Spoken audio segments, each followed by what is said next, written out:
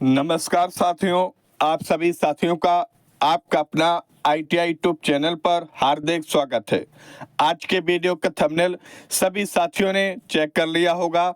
आज का हमारा वीडियो यूपी स्कॉलरशिप 2025-26 पर रहने वाला है।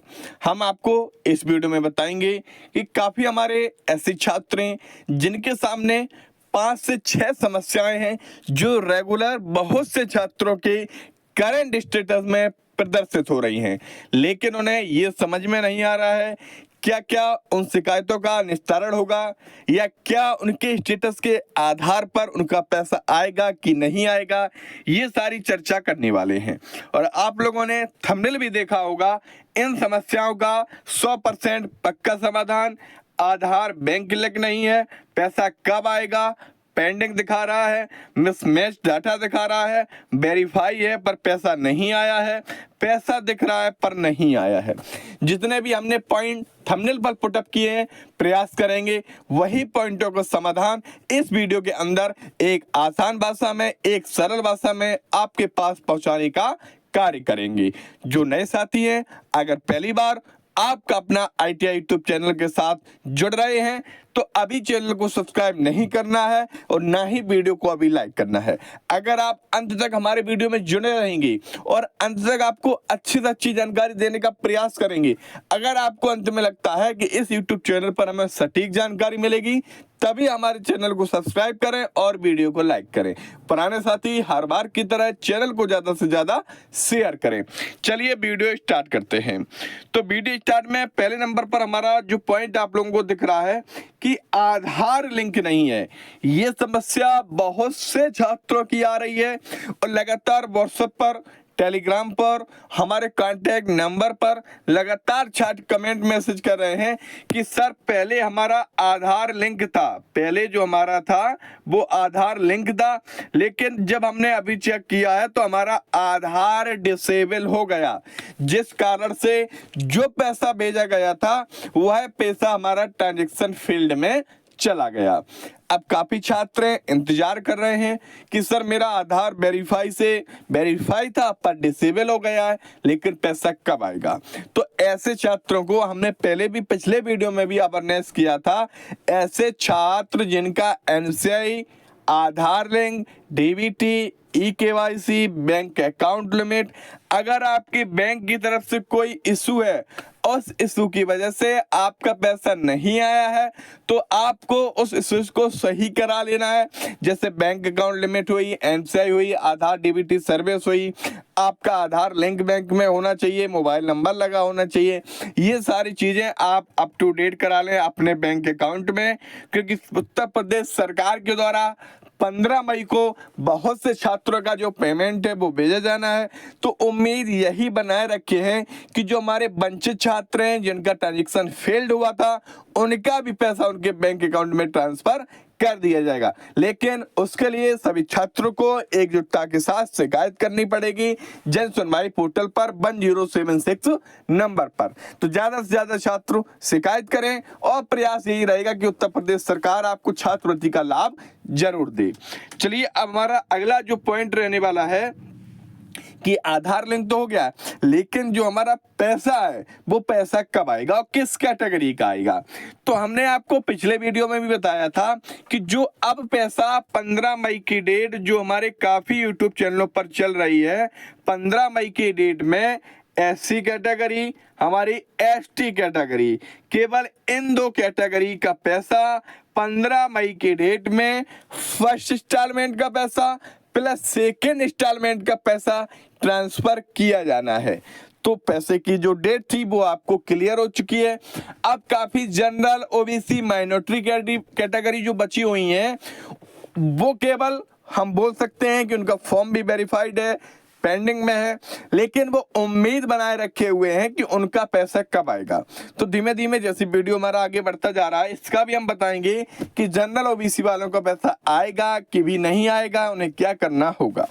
अगला जो हमारा पॉइंट रहने वाला है थर्ड पॉइंट में कि सर हमारा जो स्टेटस है वो पेंडिंग प्रदर्शित हो रहा है। क्या स्टेटस प्रदर्शित हो रहा है कि सर हमारा जो स्टेटस है वो पेंडिंग प्रदर्शित हो रहा है, अभी तक फॉर्म में कोई चेंजमेंट नहीं हुआ है।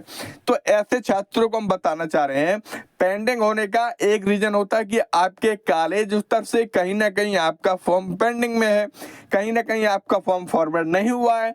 कभी कभार फॉरवर्ड नॉन इंस्टीट्यूट लेवल लिखकर आ जाता है आपके करंट स्टेटस में, लेकिन कभी कभार पेंडिंग ही प्रदर्शित होता है मैनुअली। यही कारण होता है कि जब आपका फॉर्म आपके जिला लेवल से फॉरवर्ड नहीं हो पाता है, उनके स्तर से रुका हुआ होता है, तो उनके स्टेटस में पेंडिंग प्रदर्शित होता है। अब पेंडिंग के लिए आपको समाज कल्याण विभाग में सूचना देनी होगी और अपने विद्यालय में अवगत कराना होगा कि सर हमारा फॉर्म पेंडिंग में है, हमारा फॉर्म कब वेरीफाइड होगा और कब हमारा पैसा आएगा। तो इसके लिए कॉलेज में जिला समाज कल्याण अधिकारी के पास इन दोनों जगह आपको फोन करके 1076 पर कंप्लेंट दर्ज कराकर या एप्लीकेशन के हार्ड कॉपी देकर ये सारी जानकारी जो है उनको अवगत करा देनी है। तो आपकी समस्या का जो समाधान है वो जल्द से जल्द जो आपका स्टेटस है वो अपडेट हो जाएगा। अब हमारा अगला पॉइंट रहने वाला है कि सर हमारा जो फॉर्म है वो वेरीफाई दिखा रहा है, लेकिन जो हमारा पैसा है वो कब आएगा, क्योंकि वेरीफाइड काफी दिनों से है लेकिन पैसे आने की जो डेट है वो कंफर्म नहीं हो पा रही है। तो ऐसे छात्र को हम बताना चाह रहे हैं, जो हमारे छात्र SC और ST कैटेगरी के हैं, जो उम्मीद बनाए रखे हैं कि वेरीफाइड है, उनका पैसा कब आएगा।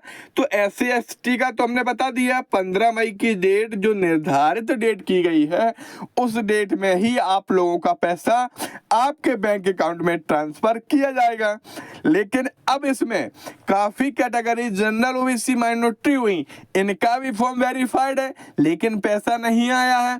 तो ऐसे छात्रों को हम बताना चाह रहे हैं, जनरल OBC माइनॉरिटी का अगर फॉर्म वेरीफाइड है और काफी महीनों से वेरीफाइड है तो आपको एकजुटता के साथ अपने जिला अधिकारी के पास एक एप्लीकेशन की हार्ड कॉपी देनी पड़ेगी कि आपका लंबे समय से फॉर्म वेरीफाइड है, कोई कमी नहीं है, लेकिन आप लोगों का जो पैसा है वो नहीं आया है। तो आप लोगों की 101% जो आपकी सुनवाई है वो आपकी की जाएगी। तो समस्या का समाधान हो चुका है चौथे नंबर पॉइंट का। अब अगला हमारा पॉइंट रहने वाला है, पांचवा पॉइंट रहने वाला है कि सर पैसा बैंक अकाउंट में आया है लेकिन हमारे खाते में शो नहीं हो रहा है, या कॉलेज के द्वारा हमें पता किया गया है कि आपका पैसा आपके बैंक अकाउंट में ट्रांसफर कर दिया गया है, लेकिन जब छात्र अपने बैंक अकाउंट को चेक करते हैं तो पैसा कहीं दिखता ही नहीं है। तो ऐसी स्थिति में कभी कभार छात्रों के 3 से 4 अकाउंट होते हैं और छात्र ने जो यूपी स्कॉलरशिप में ये जो NCI एक्टिवेट अकाउंट था वो लगाया था, लेकिन उनमें जब चेक करते तो पैसा नहीं आता है। तो ऐसी स्थिति में सभी अकाउंटों का जो मिनी स्टेटमेंट होता है लगभग 1 जनवरी से लेकर और आज 6 मई या 5 मई की डेट तक आपको जो स्टेटमेंट है वो आपका निकलवा लेना है और उस स्टेटमेंट को अपने विद्यालय के साथ साथ अपने जिला समाज कल्याण अधिकारी के पास उन सभी अकाउंटों का स्टेटमेंट आपको देना होगा और बताना पड़ेगा कि आपके स्तर से जो पैसा भेजा गया है वह हमारे बैंक अकाउंट में प्राप्त नहीं हो पाया है। तो वहां से बैंक अकाउंट को सारी डिटेल से जो समाज कल्याण भेजेगा दोबारा से क्रॉस वेरीफाई चेक कराएगा। अगर आपका पैसा रुका हुआ है, किसी बैंक अकाउंट में रुका हुआ है, KYC की वजह से ना दिख रहा हो, तो ये कंडीशन बहुत सी हो जाती है।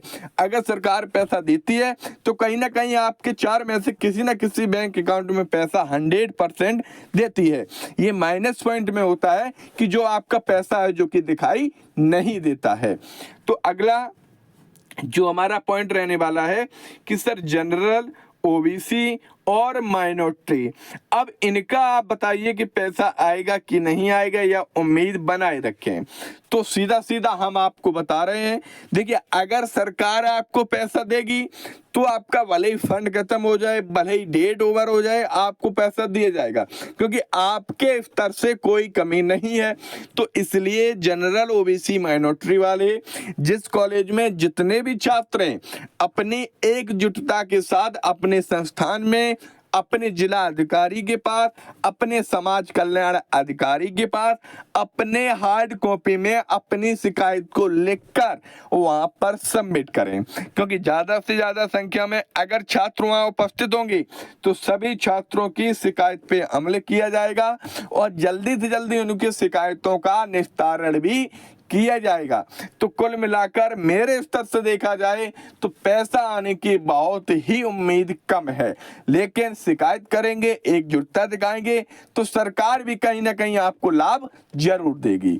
तो हमने प्रयास किया है, जितने भी पॉइंट थंबनेल में पुटअप किए उन सभी पॉइंटों का आपको समस्या का समाधान भी बताया है। आपको अगर समाधान अच्छा लगा है तो वीडियो को लाइक करें, चैनल को सब्सक्राइब करें, ज्यादा से ज्यादा शेयर करें। इस डिस्क्रिप्शन में, इस वीडियो के डिस्क्रिप्शन में टेलीग्राम, व्हाट्सएप चैनल की लिंक, हमारा कांटेक्ट नंबर, घर बैठे 24 आवर तीनों शिकायत हल करवाने के लिए WhatsApp channel, Telegram channel, mobile number भी उपस्थित है। कभी भी अपनी शिकायत को आप हल करवा सकते हैं। तो जिन साथियों ने चैनल को सब्सक्राइब नहीं किया, सब्सक्राइब करें, लाइक करें, ज्यादा से ज्यादा शेयर करें। सभी साथियों का आपका अपना ITI यूट्यूब चैनल पर जुड़ने के लिए बहुत बहुत धन्यवाद।